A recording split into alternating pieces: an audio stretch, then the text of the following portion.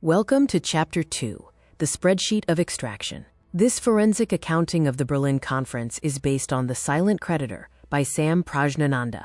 First, let's look at GriotWave. It is a sovereign digital platform dedicated to creating, preserving, and distributing knowledge, music, and stories to empower communities. We invite you to support our work so we can build independent knowledge systems. The 1884 Berlin Conference was essentially a boardroom finalizing a massive, involuntary corporate merger.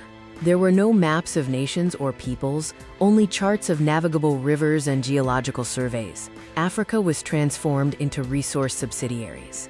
The Berlin Conference acted as a corporate merger through non-compete agreements like the principle of effectivity, infrastructure harmonization for free trade on rivers, and the liquidation of indigenous ownership via terra nullius declarations. Poverty is not a lack of resources, but an engineered outcome of accounting systems where value is exported before it can be taxed or circulated locally. Africa was recognized as a cost center and Europe as a profit center. The extractive geometry was pit to port. Infrastructure was designed to move raw goods out.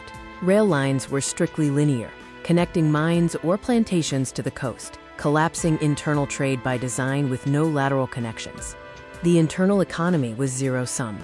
No value was added between extraction and export. Costs were charged to colonial taxpayers, while profits were captured by private mining and concession companies, creating the modern infrastructure gap.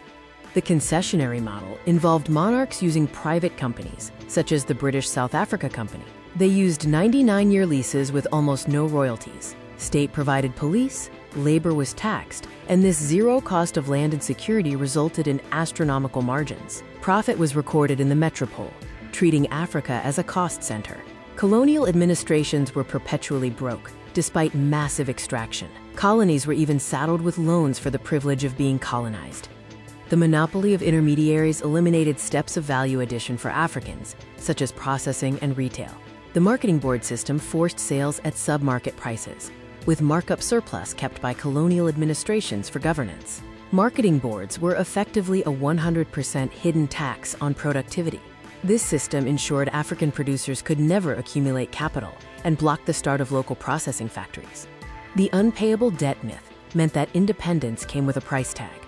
Nations were forced to buy back infrastructure built to exploit them. For example, Belgium saddled independent Congo with $500 million in debt.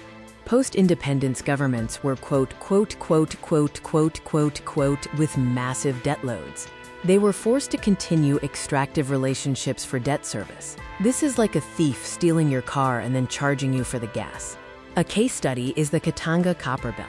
It provided uranium for the Manhattan Project and copper for global grids. However, 100% of the metal went to Europe or the USA, and taxes were paid to Brussels, not local Elizabethville. The mathematical result of poverty is that despite Katanga being one of the richest geological patches on Earth, inhabitants had a lower life expectancy than in the pre-colonial era. Wealth was simply accounted for elsewhere. The modern continuation of extraction involves transfer pricing.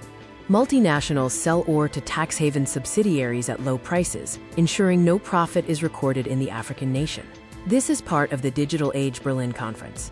Another modern continuation is tax holidays. Governments, desperate for investment, give 20-year exemptions. Often, the mine is depleted before the holiday expires, making foreign direct investment a Trojan horse for modernized colonialism. Africa loses approximately $88.6 billion annually to illicit financial flows, exceeding all foreign aid and FDI combined. Value continues to leak out through the same spreadsheet. The strategic shift required is auditing value. Power lies in controlling the accounting of the flow. Nations must move from attracting investment to auditing value.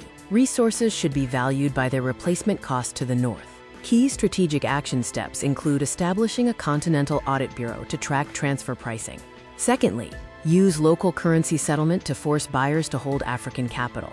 Finally, repurpose infrastructure to prioritize city-to-city networks.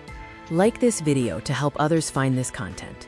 Subscribe and hit the bell icon so you never miss a deep dive. Share this with a friend or colleague who needs to see this. For further exploration of this topic, please see the resources listed.